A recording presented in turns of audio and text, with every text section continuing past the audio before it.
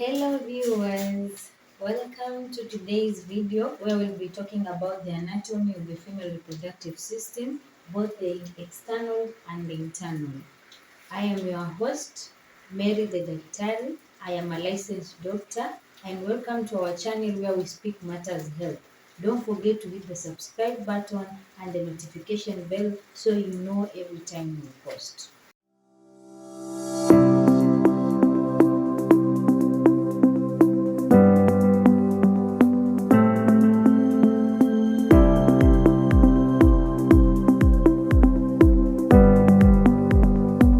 Now, off to our today's lesson.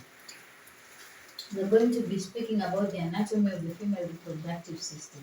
I have the picture already drawn, so we are going to be naming this and speaking about it. Now, this is the external genitalia. Okay. To begin with, maybe we label this. This one is the anus. Okay. Okay. Now, up here we have this cushion here, okay, which is this area on the front, and this one is called the mons pubis. Now, this is a fatty cushion that acts as a protector for the vulva. It acts as a cushion on the front. It is also where the place where the pubic hair grows, on the mons pubis. Now, after the mons pubis, we have the whole of this, the external genitalia, where the whole of this area is known as the vulva. Okay, we call this whole area the vulva. Now, the vulva is made up of one, up here, the clitoris. We're going to be using capital letters. The clitoris. The clitoris is like an unfunctional penis, a very sensitive part. Okay, its main function is just to provide sensitivity for the woman. Okay, from the clitoris we have these folds here. Now these folds are called the labia majora. The labia majora, and the labia majora is responsible for providing protection to the vulva, to the whole of this vulva. Okay, so they are literally called the lips. They cover that place. Okay, now after the labia majora, where the labia majora form a fold to the inside, is this part right here. Okay, now this one is called the labia minora.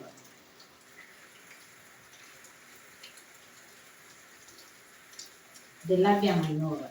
The labia minora is generally for keeping the vulva moist. Okay, it's responsible for keeping the vulva moist by producing secretions that make the vulva moist. Okay, now after the labia minora, we have this part here, which is the urethral opening or the urethral meatus, where you pass your urine through. The urethral opening. Okay, now this one is the urethral opening. After the urethral opening, we have the vagina.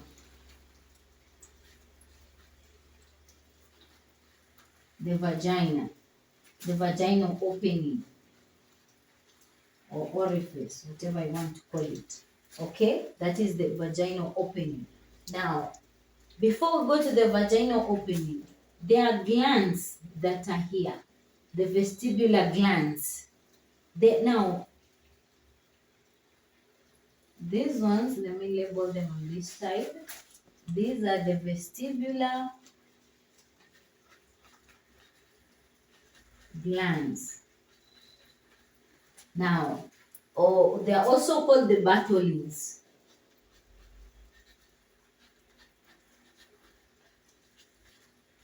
The Bartholin's. Now, the Bartholin's are responsible for producing secretions to keep the vagina moist. Okay? They are also responsible for ejaculation, when a woman reaches orgasm, they are the ones responsible for ejaculation because they have connections here that open to the inside of the vagina. Okay. Now, from the vaginal opening, we are going to move now to the internal female reproductive system. Now, this is the picture. Now we had the vaginal opening here, and now this is our vagina. The whole of this part, the whole of this part is the vagina, the whole of that part. Okay, now if you see, I've drawn the vagina with some lines like this. This is because the vagina has muscles that are in ring form, okay? It also has some very elastic covering after the muscles, okay, that makes the vagina very elastic, okay. You can just have your baby and it goes back to shape because it has all that. So now this is the vagina. Now the vagina acts as a birth canal, a woman birth canal. It's where the baby passes out through. It's also for receiving sperms. It's like an organ that is just there so that it's the receiving end for the sperms, okay? And when they get in, now they can move on to the inner side, okay? Now, from the vagina, we have this part from here up to here. We call it the cervix. Okay, now the cervix is part of the uterus. The whole of this is the uterus. From up here to here, the whole of this is the uterus. Now the uterus has three parts. We have this part that we call the fundus.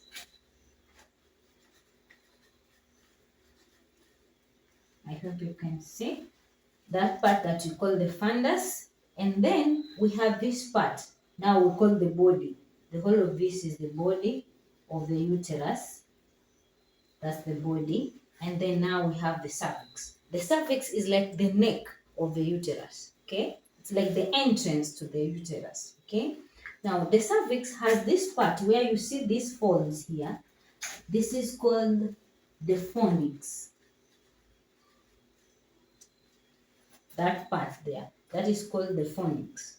And then it has an outer opening and an inner opening, okay? And then in between these openings, right inside here, there is the cervical mucus, okay? Now this one changes texture every now and then depending on what is inside, but the whole of this mucus here is basically to provide protection and support for the uterus so that nothing just comes in and goes into the uterus. It has to go through the cervix, okay? Now, from the cervix, we have the uterus itself. Now, the body of the uterus. Now, the body of the uterus is made up. The whole of this is a hollow place, like where the baby sits. Okay, it's the womb, so it's where the baby sits when it's growing. But now the uterus is covered by layers. Okay, the first layer outer here is called the perimetrium. The perimetrium. Okay, a layer that is just on the outside like a covering. Now we have this one that has green, if you see it, that's the myometrium, a muscular layer, very heavy muscular layer, okay, very tough because it has to contain all the weight of the baby, contract and get the baby out. It's a very tough muscle, okay? And then we have this one that is in red, if you can see it, and now that's the endometrium.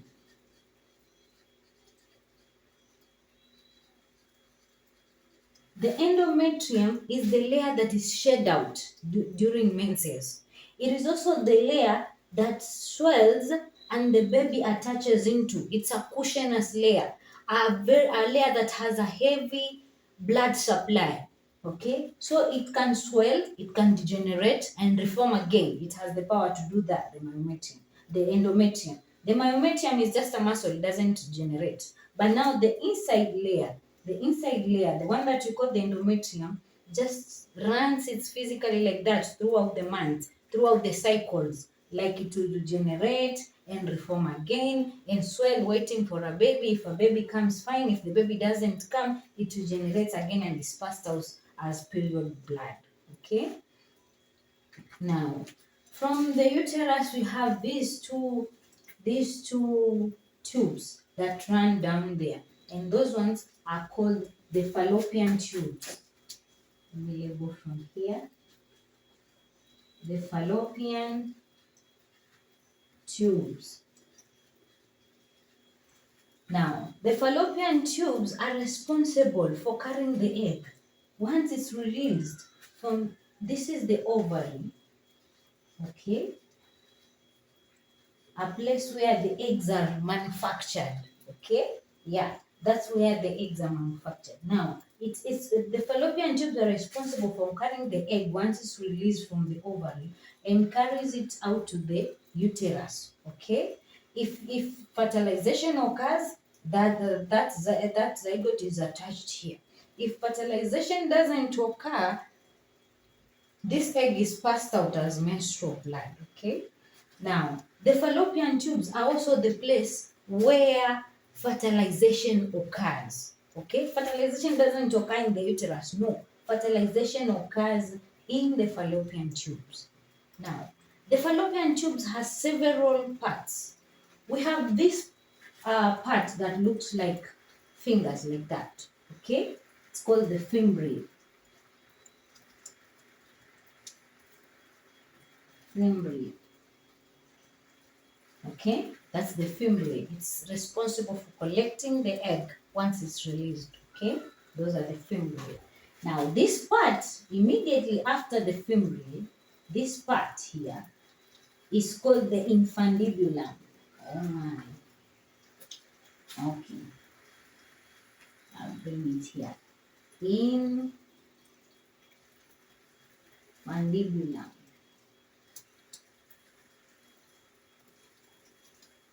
The infundibulum, okay, is the part immediately after those finger-like projections, okay? Okay, after the fimbriae, we have this part that looks a bit swollen. You see that one? That looks a bit swollen. Now, this part is specially made that way because this is where fertilization occurs. So, this part is called the ampulla. Okay, this is where fertilization occurs. Okay, and this part here, next to the uterus, is called the isthmus. The isthmus, okay? So, if this lady here has sex, okay, when the egg has been released, the sperm will pass all the way from the vagina up into the uterine body. It will go through the fallopian tubes and it will meet the egg right here inside the ampulla. Okay, so it has to go all the way and the lady just comes a few seconds and gets there.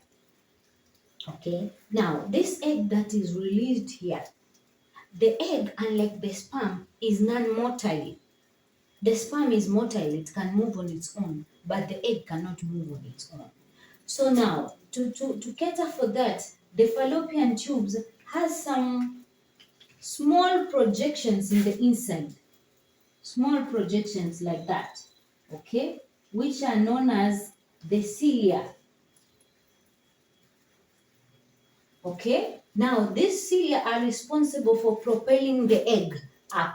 It propels the egg up from this part down up here, and when the zygote is formed, it propels the zygote into the uterus for implantation. Okay, now these ones here are the ligaments that hold the ovary in place. Okay, they are ligaments that hold the ovary in place. Now, if you look at this ovary, it has several round-like things. Now, these are called the follicles. Okay. Now, these follicles at birth, they are about 1 million at birth. Okay. You have about 1 million follicles at birth. But as out of the 1 million, only 300 might come to be to mature eggs. Okay, so most of them are just degenerated. Yeah.